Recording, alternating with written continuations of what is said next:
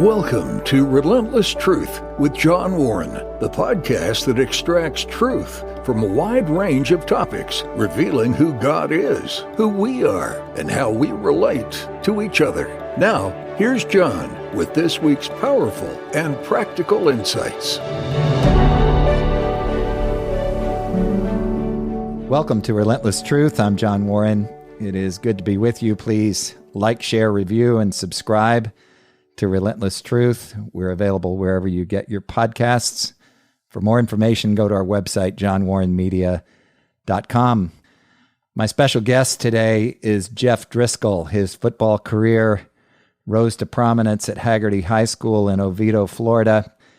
He threw for 4,844 yards and 36 touchdowns during his high school career. He was a Maxwell Football Club National High School Player of the Year and the Gatorade Florida Player of the Year as a senior in 2010. And that's just the beginning. He was heavily recruited, accepted a scholarship to the University of Florida where he played for Coach Will Muschamp. He started as a sophomore, and then the following year he broke his right fibula in a game against Tennessee and missed the rest of that season. He was granted a release from Florida and completed his final year of college football at Louisiana Tech University, where he passed for 4,026 yards with 27 touchdowns in just one season. He's smart, he's hardworking, as evidenced by his completion of an MBA degree during this period and a strong Wonderlic score. He was drafted by the Boston Red Sox right out of high school, and then eventually the San Francisco 49ers in 2016 when he joined the NFL. This is his sixth season in the NFL, and he recently signed a contract with the Houston Texans. He's married, has a young daughter, and he's one of the good guys, and I'm happy to welcome him to the podcast. Welcome, Jeff. John, thanks for having me, and thanks for the introduction.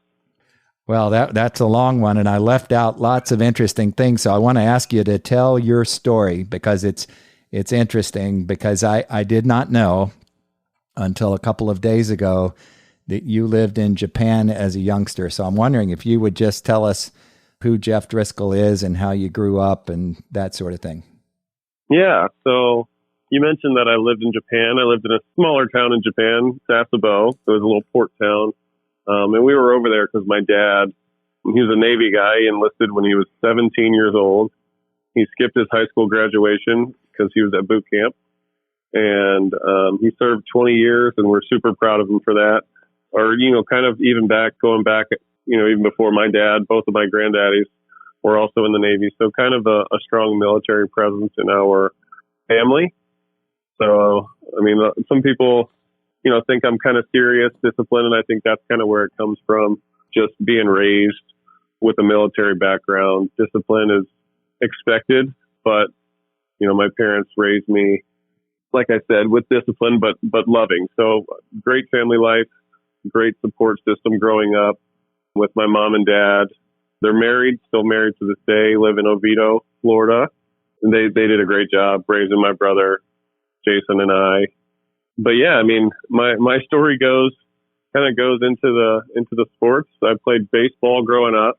Is it true? I'm sorry to interrupt you, but is it true that in Japan you had a nickname and it was was it Godzilla? Is that true? That was it. I played on the 12-year-old team when I was 9 years old, and I was one of the bigger ones, if not the biggest one, and 3 years younger than everybody. So that name kind of stuck when I was over there, and it's kind of a funny deal, but great experiences over there in Japan.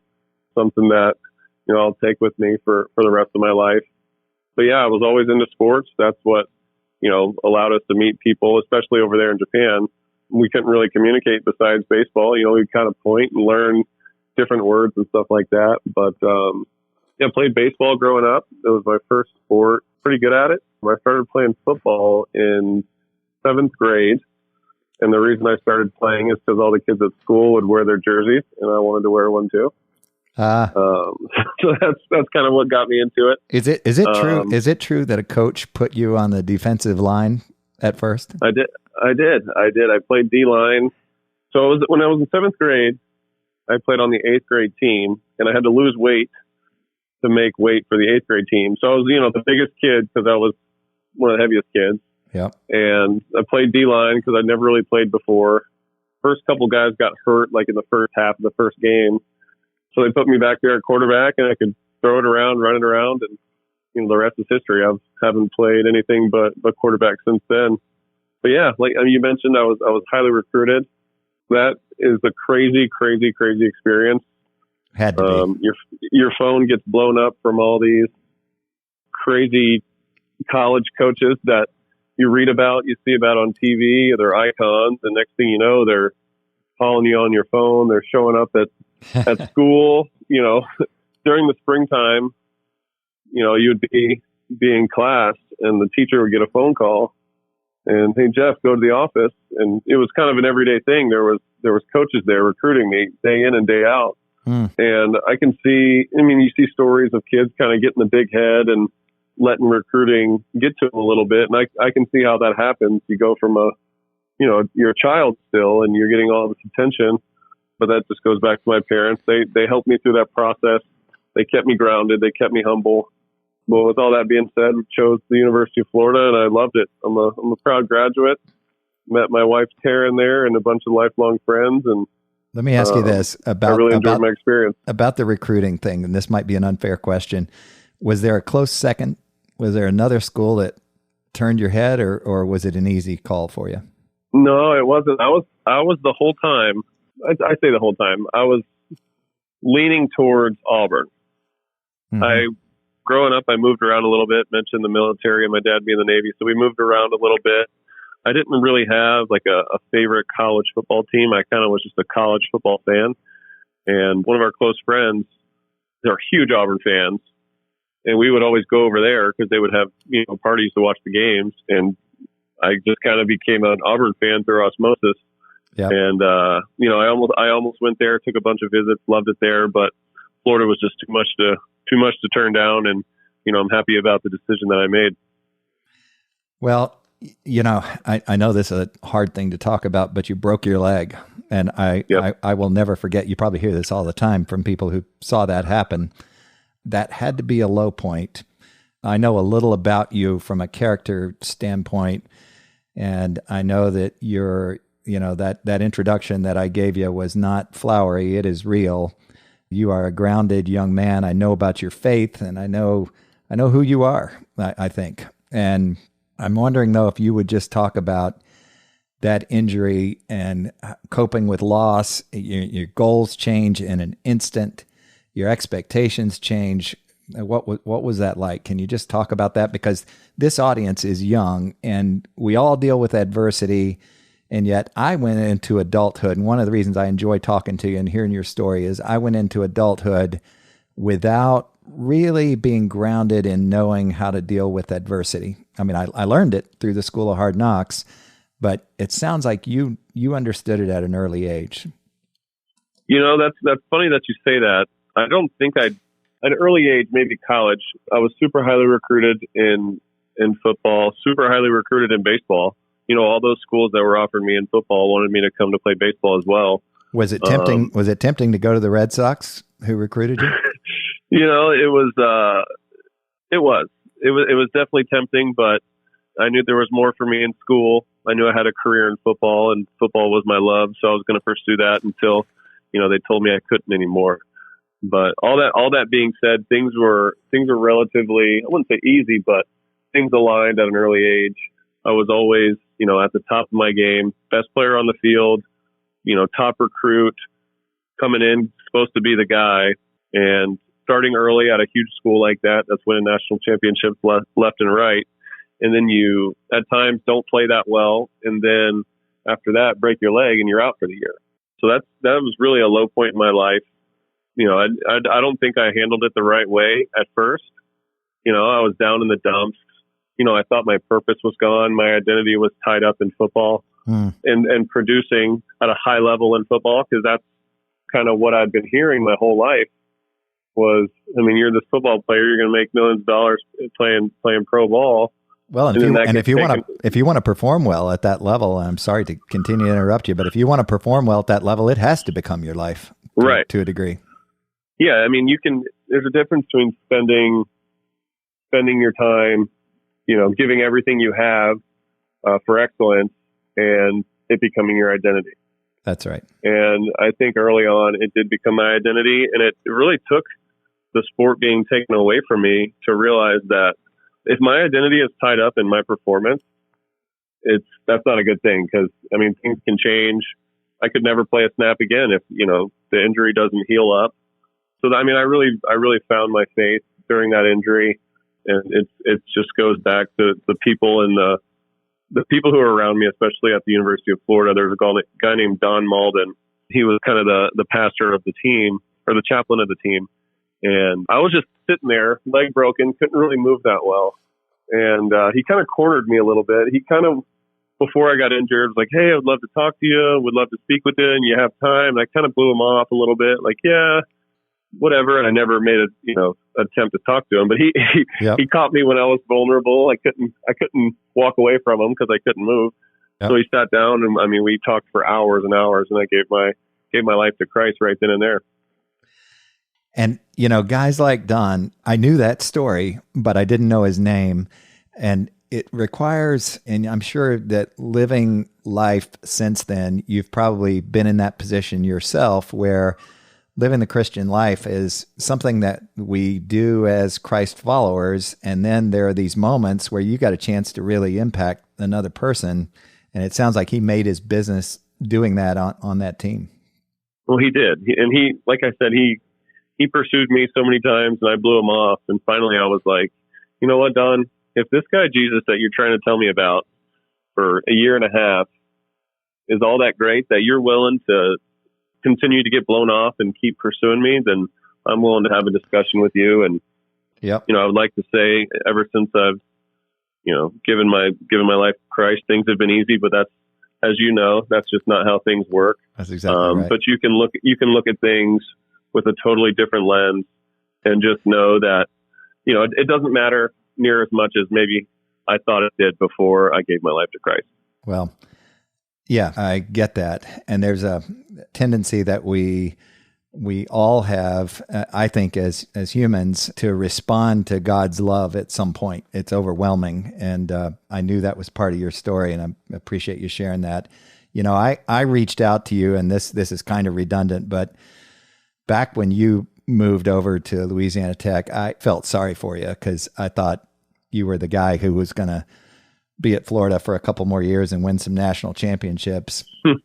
And I really felt strongly about that. And, we all kind of have our favorites and pull for a certain quarterback here and there. And when it doesn't work out that way, I thought, man, this guy must be devastated. And I sent you a message on LinkedIn way back then, and you responded with this really kind response. And I thought, who in the world is this guy? And then I saw later that you finished your MBA. Talk about, just for a minute, and I mentioned your Wonderlic score in the introduction, and because I wanted the audience to know you're a well-rounded guy. And, most NFL quarterbacks are smart people, because you have to be, don't you? And, oh, yeah. And you get a lot thrown at you. and all the reads and everything else. But I'm just wondering if you would talk about that guy that responded to me, the way you treat people with respect, the kindness, the character. You got this inner calm that is really impressive. And I hear you that you probably had a difficult time after that big injury, and I know life hasn't been perfect since then. But where does that kindness and that character and that inner calm come from? Is that more of a function of your upbringing? I've always just thought it's just as easy to, be kind to somebody as it is to be mean to somebody. It's easy for me to be nice to people, because I know that that's how I like to be treated. I like easygoing conversations. I don't like things that are too formal or too heavy. And that's kind of just the way that I've always been. But I always try to respect people as much as I can.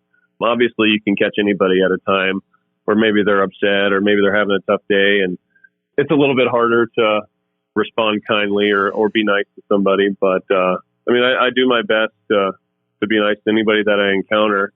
One, because that's just part of being a Christian, and two, you never know who you're talking to. You never know what kind of relationship you might be able to build or what might happen down the road due to being nice to one random person that you don't know. You never know what's going to come of it. So I do my best to try to give off as good of a first impression as I can with everybody that I come into. Well, and I think you do it well.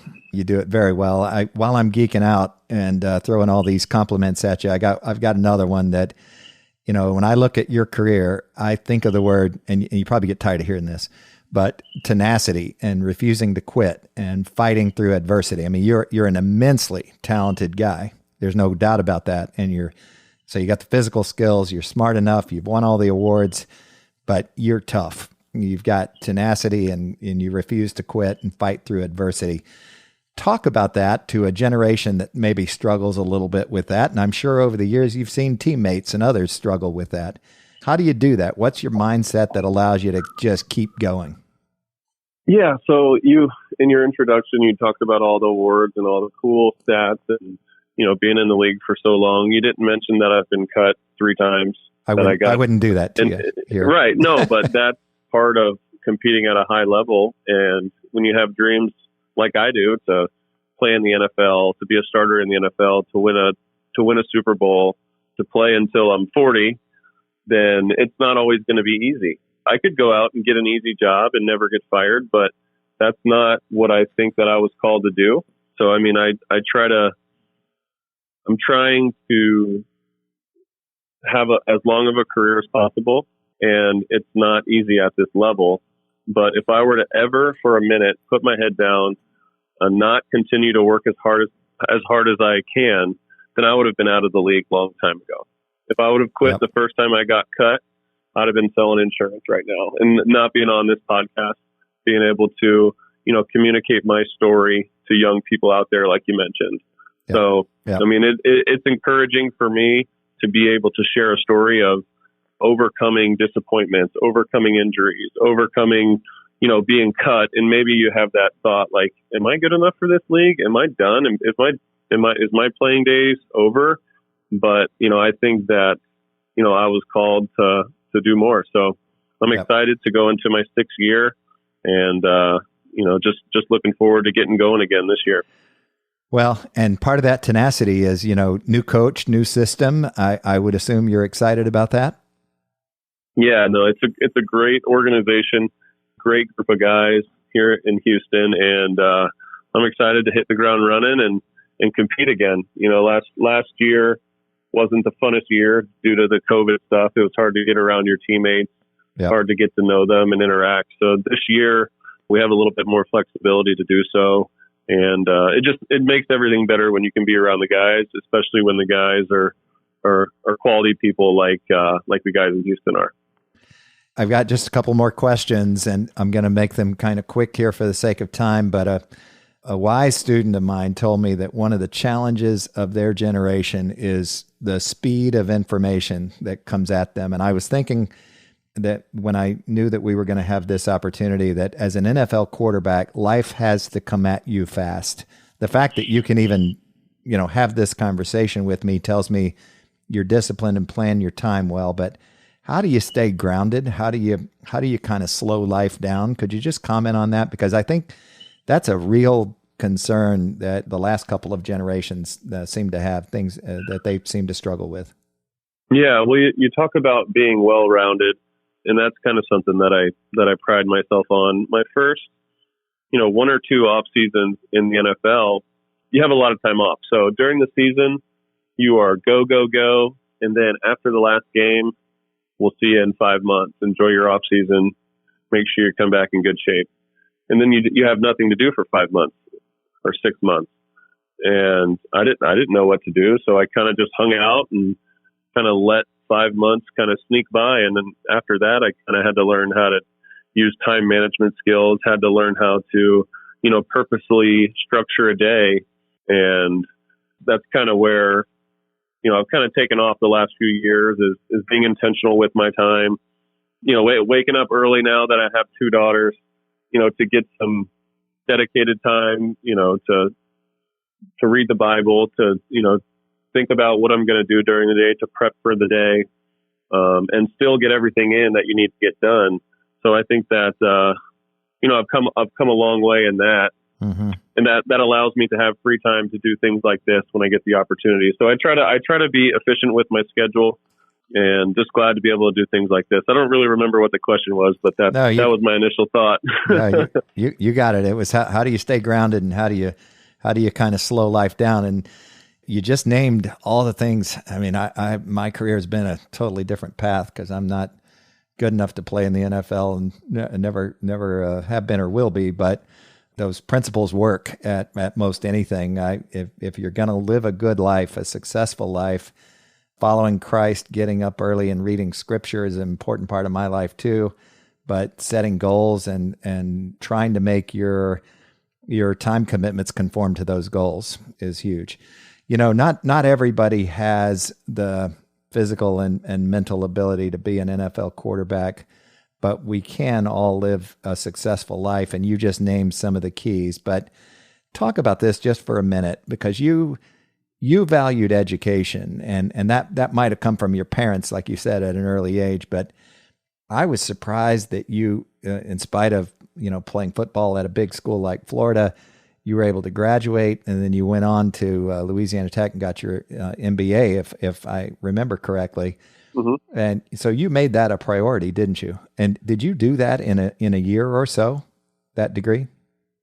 Yeah, I mean, being a college athlete, things are kind of tailor-made for your success, but you still have to go out there, and you got to go to class, and you got to study, and you got to get the grades. Let me rephrase the question. Yep. While passing for over 4,000 yards and scoring a bunch of touchdowns, I mean, that takes, you had to learn a new system. You had to learn new players and coaches. I mean, you're a gifted athlete, but still you had to work hard. And while doing that, you got your MBA. Is that right? Yeah. I mean, that's correct. I mean, we all have choices with our time. We all have 24 hours in the day. I remember when I was getting recruited, I was in 10th or 11th grade. He said, there's 3 things that you can do in college. 1, you can get good grades. 2, you can be a good athlete, be a good player for your team. And 3, you can party. Because you can do 2 out of those 3, but you can't do 3. And if you're going to play here, we're going to pick the 2 for you. And that kind of always stuck. Was, I mean, there's a lot of options, and that doesn't just go for athletes or sports. That's anything in life. We all have That's right. Choices with what we do with our time, and it's about how you maximize your time and be efficient with it is really going to make a huge impact on your success moving forward. All right, quick closing questions, lightning round. How have OTAs gone for you, and what are your thoughts going into your 6th season? OTAs were awesome. OTAs is just the time to get to know your team, get to know the system, get on the field and run around a little bit, knock some rust off. Yep. So that when you come into training camp, you can hit the ground running. So I'm really excited for getting going. My expectations are to go out and compete and have a great camp and compete on the team, but also have a really competitive team and go out there and try to win the Super Bowl. That's the goal each and every year. And if your goal isn't the Super Bowl, then you're in the wrong profession. That's exactly right. All right. One last question, and it's kind of a dumb one, but I've had it answered by other NFL athletes casually, socially over the years. I'm curious to what your thoughts are. The adjustment from high school to college compared to the adjustment from college to the NFL. How would you describe that? High school to college is easier or harder, or college to NFL, is the speed the issue, or could you just talk about that for a minute? I think they're both like exponential jumps. They're both huge jumps, but I think the difference from college to the NFL is more because you still have the same unbelievable athletes, the best of the best athletes out there, but it's also the smartest players, the most disciplined players, the guys that, know how to not just be athletes, but be football players. And then you combine that with having no other responsibility all day besides perfecting your craft and continuing to get better. It makes it hard. Everybody gets a lot better in the NFL, I would say. Yeah, because of the time commitment and resources and everything else. Yep. And there aren't any slouches who get to play in that league for 5 minutes. It's the other thing that becomes clear. There are a lot of different body types. Some guys are. I mean, you uniquely are a big guy who can sling it, and you're fast and you're smart. So you've got a little, kind of the triple threat going. But there are some other guys. There are Doug Flutys who get to play in the league for a while too. Yeah, if you're talented and and you can be productive, they'll find you. That's for sure. Well, this has been a blessing. You've been so gracious with your time. I know this audience appreciates you. It's an honor to have you here. I bet you just made a bunch of Houston Texans fans, and I know you've made a bunch of Jeff Driskel fans, and we are just delighted to have had you. You're one of the good guys, and it's easy to pull for you, and I've felt that way since I remember hearing about you when you signed with Florida. And through the ups and downs, you're that same gracious guy, and you give God glory for your life, and that's important to this audience. And hope you have a great camp and a great season. And thank you again. Yeah, John, thanks for having me. Thank you for the kind words, and it was an honor to be on your show. All right, thank you so much, folks. We'll be back next week with another episode. In the meantime, go to Relentless Truth wherever you order your podcasts, or johnwarrenmedia.com for more information. Until next time. Thanks for listening to Relentless Truth with John Warren. Please consider sharing this podcast and subscribe to receive future episodes. Connect with John regarding your comments, questions, and show ideas through johnwarrenmedia.com or at John Warren Media on Facebook, Twitter, or Instagram. That's all for this episode. Join us next week for another edition of Relentless Truth with John Warren.